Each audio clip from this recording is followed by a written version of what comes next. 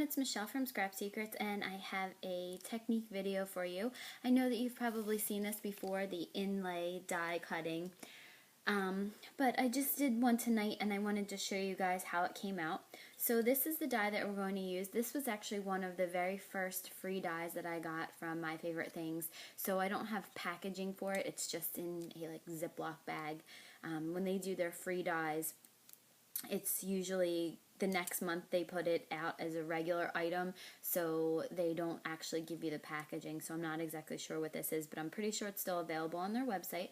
So this is the die, and when I was originally doing it, I couldn't figure out which was going to be the cutout, the countries or the ocean. So I originally thought that it was supposed to be the countries that were going to be cut out, or I'm sorry, the ocean that was going to be cut out. So what I did was I took a piece of cardstock and I cut it down, and I used some distress ink in Shabby Shutters and in Mowed Lawn and went over it, so there's kind of a little highlights here and there. It was mostly Shabby Shutters, and then a little bit came in with the Mowed Lawn. And then I ran it through my Cuttlebug, and I realized, that's not right. This is supposed to be blue because it's supposed to be the ocean. So I saved these pieces, and what turned out to be a happy accident, because what originally I thought I was going to do was then I used some blue distress inks. I used Broken China, Faded Jeans, but mostly I used some Salty Ocean. I'm sorry, these are now in the shot. So I used mostly Salty Ocean, and then I came back in with those other two colors and just hit some highlights. And what I did was I had some white cardstock that was left over, and I inked it up in the same green inks, and see, it's more of a marbleized effect. And I put it behind here, and I thought, oh, that's okay. But really, what I wanted to do was I actually took some of the countries and I started popping them into place. If I could actually fit it back in, and I really liked the way that looked because it was two-dimensional, but it's two-toned, but it was still flat. So what I did was I cut a piece of white cardstock down, to a teeny tiny bit smaller than the actual blue piece. So what I'm going to do is I'm going to take my Zig, let me move this camera over just a little bit more room. I'm going to use the Zig 2A glue pen, and I'm going to quickly glue down the edges, or as much of the edges as I can. I'm not really going to take too much time.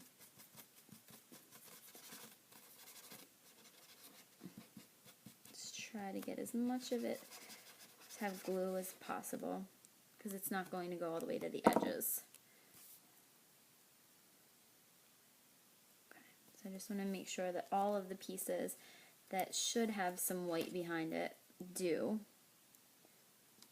because this is going to be the backing that your pieces are going to go on top of. So now I took the dies from the mistake piece that I made, or the cutouts from this mistake piece, and now what I'm going to do is I'm just going to put some Zig 2A glue in the middle of these die pieces. Now I'm trying to be careful not to get any of the glue onto the blue piece because it's still reactive with water or any liquids. So, okay. So what I used is this Silhouette Pick Me Up stick. So there's two ends to it. One has like a little gummy. If you remember what you used to hang posters with, that's pretty much what it is on the one end, the gummy. And then you have the bottom half, let's see, one is a point and one has a flat edge to it. So this is like a scraper and this is like a pick. So I'm going to use the pick to make sure everything is put into place. So I'm going to do that for all of the little pieces. And then we will have what you call die cut inlaying.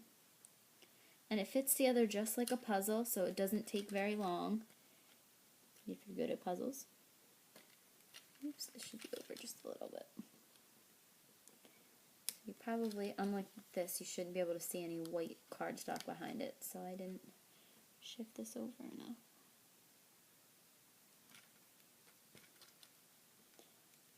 If you lay them in right, you probably shouldn't be able to see any. And then I'm going to take the letters.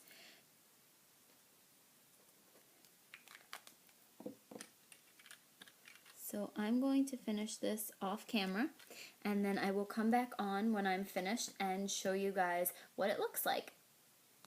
Okay, so I'm finished. It probably took me a little bit less than 10 minutes to get everything all glued into place how I wanted it. I actually went back and fixed this piece a couple of times because it was really bothering me, because you could see some white. You can see a little bit, but it's the best it's going to be right now.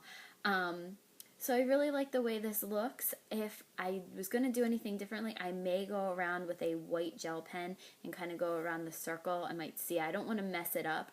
I might actually lay the dye over it and then just circle, create a circle around it, just so you can see a little bit of a difference between the background and where the globe, the water on the globe would be.